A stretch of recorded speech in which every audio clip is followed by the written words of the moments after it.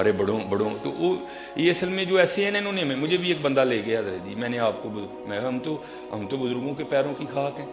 तो जनाब चले गए जनाब वहाँ गया। बुज़ुर्ग क्या था जनाब, ऐसे लग रहा है वो 4-5 बंदे इकट्ठे करके की बैठाया है किसी ने।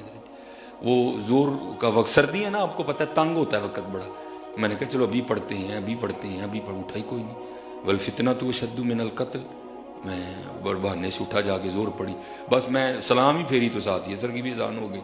मैंने असर पड़ी, आए जनाब, बड़ा पुरतकल्लुफ सा खाना, बटेरे खरगोश सारा कुछ ही खाया। तो जब वापस आए ना तो मैंने मुरीद से पूछा, मैंने कहा यार वो हज़रत साहब नमाज नहीं पढ़ते? नहीं कलंदर ने दिल दी पढ़ते हैं। तो मैं 11 रोटियां भी दिल दी खा लेनी थे। भैया आप भी तो देखा करो ना यार, झूठ बोल रहा है यार वो।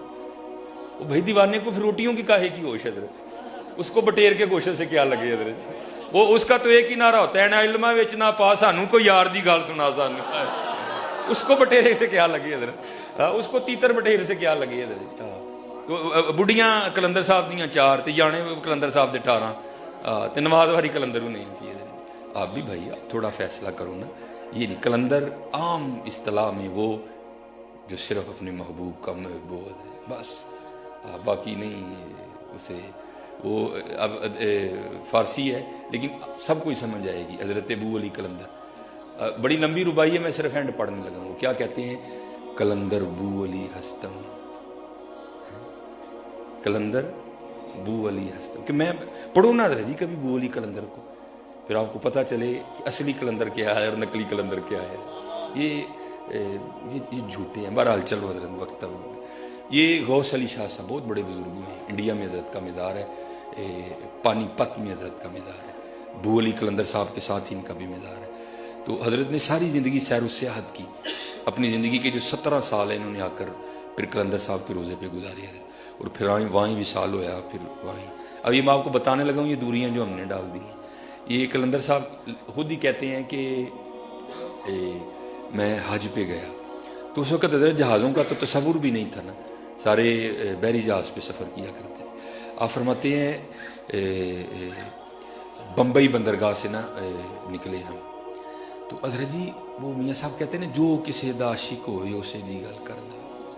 उसको दूसरी बात आती कोई नहीं हज़रत, उसको कहीं और ले जाएगा फिर बात महबूब पे ही ले जाएगा हज़रत। तो जो किसी दा आशिक होवे उसे दी गल करदा, सो मकरबाने करके मरने उदे ही मरदा। वो कलंदर साहब कहते हैं जब जहाज चल पड़ा ना तो सब पे नज़र डाली, केड़ा इस तरह का जिसने कोई यार की गल करी, लेकिन कोई भी नहीं लभा है। एक लभा कि जिससे यार की बात तो नहीं की जा सकती लेकिन यार की जा सकती थी, और वो था जहाज़ का मौलिम। कहते मैं उसके पास जाके बैठ गया। यार मैंने कहा मौलिम जी हर साल हाजी लैके जाते हो तो लैके भी आते हो, वो जाते हैं तो कोई वली ना होए, आते तो सारे वली हो के होंगे ने, तो दसो हाँ कोई अल्लाह वाला वेखिया जी। तो कलंदर साहब कहते हैं वो मौलिम मुझे देख के कहता है, हज़रत जी सारी जिंदगी जो 2 ही अल्लाह वाले वेखे, तो कि गल सुनावा, पहले दी कि दूजे दी। आप फरमाते मैंने कहा पहले दी सुना। वो कहता है पहला अल्लाह वाला मैंने तब देखा था जब इस जहाज़ के मौलिम मेरे वालिद थे और मैं उनकी तरबियत में था। ऐसे जहाज़ बम्बई बंदरगाह से निकला और एक बाबा जी आए और आकर ना मेरे वालिद साहब को पूछते हैं, हज़रत जी ये तो बताएं ये जद्दा बंदरगाह कब आएगी? तो कहते मेरे वालिद साहब बड़े प्यार से कहने लगे, बाबा जी अभी तो बम्बई से निकली हैं, हाँ 11 दिन लगेंगे फिर आएगी। वो कहते हैं यार अगर पहले पता होता ना कि जहाज़ के सफ़र में बड़ा जी मतलाता है, उल्टी आती है, तो मैं कोई और रास्ता इख्तियार कर लेता, और रास्ता भी है, तो अब तो बैठ गया हूँ मैं। तो कहते मेरे वालिद साहब कहने लगे अब तो 11 दिन से पहले कुछ नहीं हो सकता। कहते वो चले गए, असर पढ़ के फिर आए, वही सवाल किया, मेरे वालिद साहब ने वही जवाब दिया, मगरिब पढ़ के फिर आ गए, वही सवाल किया, लेकिन कहते इस दफ़ा मेरे वालिद साहब गुस्से में आ गए और कहने लगे बाबा जी मैं तो 11 दिन तो पहले नहीं लिया सकता, जो ताड़े च है हिम्मत लाओ जोर ते लाओ। ये किताब मेरे पास मुस्तनद किताब है। कहते हैं वो बाबा जी पूछते हैं अच्छा मौलवी साहब फिर ये बताएं सबसे पहले कौन सी बंदरगाह आएगी?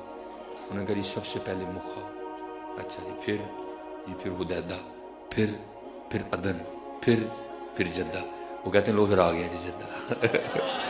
कहते पीछे देखा तो वाकईतन रोशनियां दिखाई दे रही थी। कहते वाले साहब घबरा गए, वो भी तो आधा दिन बम्बई बंदरगाह से निकले हुआ है, ये रोशनियां किस जगह की हैं? जहाज खड़ा किया, वो कुछ लोग गए देखने, उन्होंने आकर कहा जनाब वाकई जद्दा आ गया जी। क्योंकि वो उसकी रूहानी ताकत इतनी ज़्यादा थी, वो जिस बंदरगाह का नाम लेता था ना वो जहाज़ उठा के वहाँ रख भी देता था, उसकी रूहानी ताकत इतनी ज़्यादा थी। अच्छा, वो गौस अली शाह साहब कहते हैं अच्छा जी ये तो हो गया पहला अल्लाह वाला, अब दूसरे की सुनाओ। वो कहता जी दूजी अल्लाह वाले तुसी ही हो। कहते मैंने पूछा हजरत वो पहले अल्लाह वाला का, अल्लाह वाले का तो आपने इतना बड़ा कमाल देखा अपनी खुली आंखों से हालते बेदारी में, तो मेरा क्या देखा कि मुझे भी अल्लाह वाला बना दिया। वो कहता है हजूर उम्र गुजर गई हाजी लेके जाते हुए लेके आते हुए, आज तक किसी ने अल्लाह वाले का पता नहीं पूछा, अल्लाह वाले का पता भी अल्लाह वाले पूछते हैं। हाय हाँ अल्लाह अल्लाह जिंदा। इसलिए हजरत मैं कहा करता हूँ ये हमारे बड़े थे, ये हमारे बड़े थे, तो इनको पढ़ा करें हजरत जी। फिर अब जब आप पढ़ेंगे ना फिर आपका भी दिल करेगा मैं भी ऐसा बड़ा बन जाऊँ। फिर ऐसा पढ़ा करें हजरत। हम बहुत दूर निकल गए हजरत, इसलिए तो इकबाल ने कहा था ना, थे तो आबा वो तुम्हारे ही मगर तुम क्या हो, हाथ पे हाथ धरे मुंतजरे फरदा हो। हाँ तो ये जिसके पीछे आप और मैं दौड़ पड़े ये तो कुछ भी नहीं है, उसका नाम तो लो, ये तुम्हारे पीछे पीछे दौड़ेगी।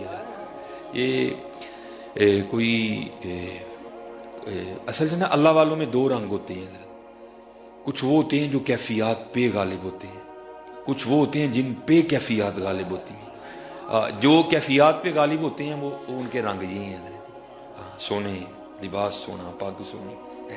लेकिन हजरत जी जिन पे कैफियत गालिब होती है ना उनका हाल कुछ वक्र ही होता है, क्योंकि उनको तन, इसका मतलब नहीं जिसका हाल सोना हो वो वली नहीं होता, नहीं, ये हाल है अपने अपने हजरत। हाँ तो कुछ मगलूबुल हाल होते हैं, तो जैसे हमारे गौसे पाक फरमाते हैं ना, ये जैसे ये मैंने ये लॉन्ग कोट पहना हुआ है, तो ऐसे मेरे पास अल्लाह का शुक्र है 2-3 है, जो दिल करता है पहन लेता हूँ। तो हुजूर गौसे पाक कहते हैं जैसे तुम अपने जुब्बे बदलते हो ना, अल्लाह ने मुझे ऐसे हाल अता किए जो दिल करता है मैं तारी कर लेता हूँ।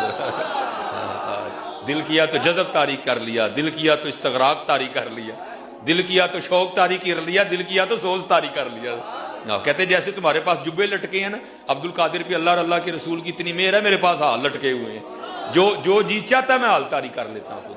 लेकिन हजरत जी कुछ होते हैं मगलूबुल हाल, वो बेचारे नहीं, वो जो सरकारी आर्डर आ गया जहाँ आ गया बस वो उनके हाल वक्रे होते हैं।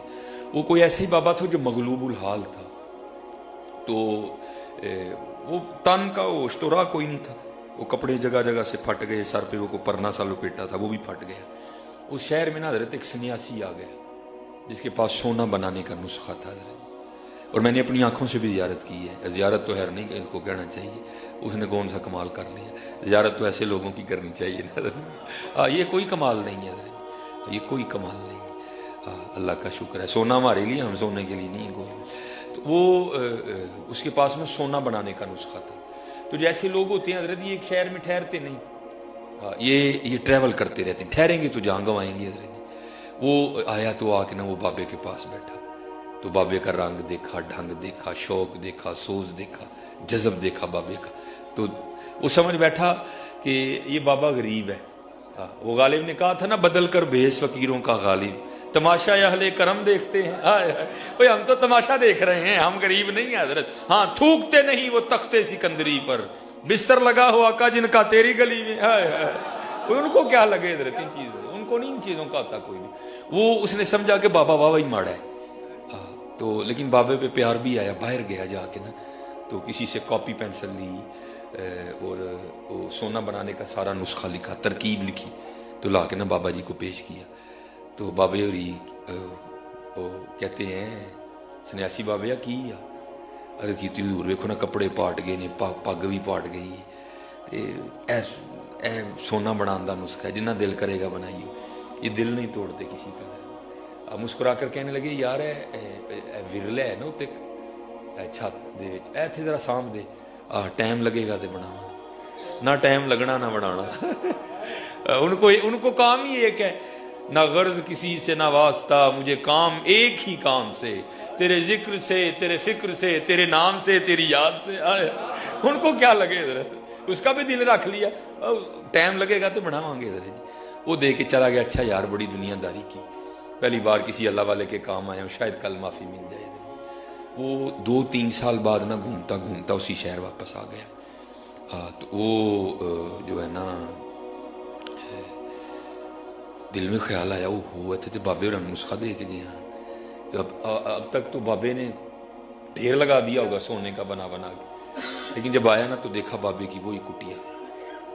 دل میں خیال آیا نہیں بابے اور ٹر گئے ہونے, نہیں جانے کسی اور دے گئے. اندر گیا تو دیکھا بابا جی بیٹھے ہیں, وہی سوٹ پایا یہ وہی سوٹ پایا. تو بڑا غصہ لگا, اوپر دیکھا تو نسخہ بھی اوپر ہی, اور غصہ لگا. وہ یار دنیا مانگتی پھرتی ہے, میں دیتا نہیں, بابے کو دیا, بابے نے بنایا نہیں.